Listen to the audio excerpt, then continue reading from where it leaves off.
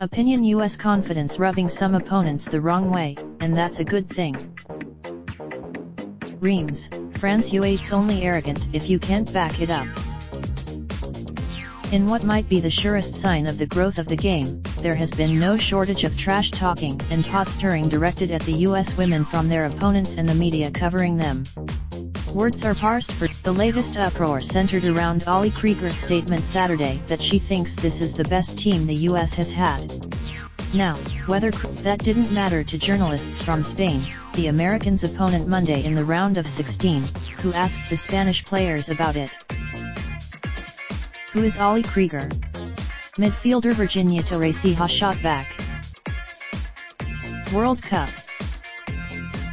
On Sunday afternoon, US coach Jill Ellis was asked what she thought about Krieger's claim and whether she had any concern that, along with other statements of confidence by her players, would be taken by opposing teams as a sign of arrogance.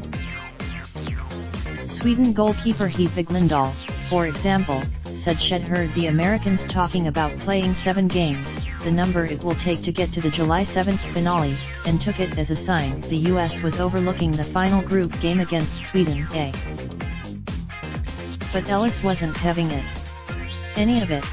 First, she defended Krieger's right to say what she did, pointing to her longevity with the US team.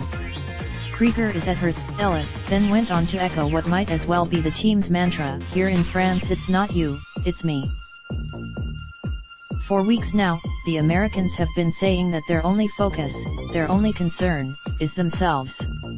That's not meant to be. I think that's an internal feeling, so I don't think it's a message to anybody else. The players feel, I will say this, there is confidence, but I think this team knows that everything is earned, nothing is given, Ellis added. I like that comment, and why shouldn't the Americans be confident? They're the only team, but the saltiness of the other teams, and the presence of media here to provoke it is good, too, a reflection of how much better the women's game has gotten.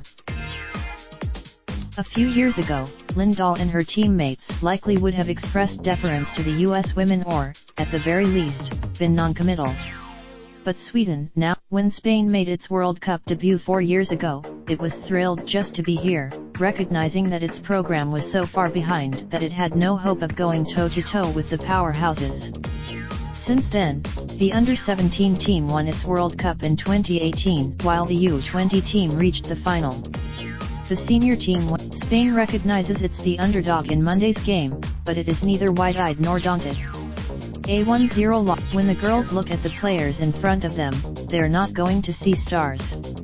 They're going to see it. England, France, Canada, you all have said things in recent months that make it clear they no longer consider the Americans to be invincible.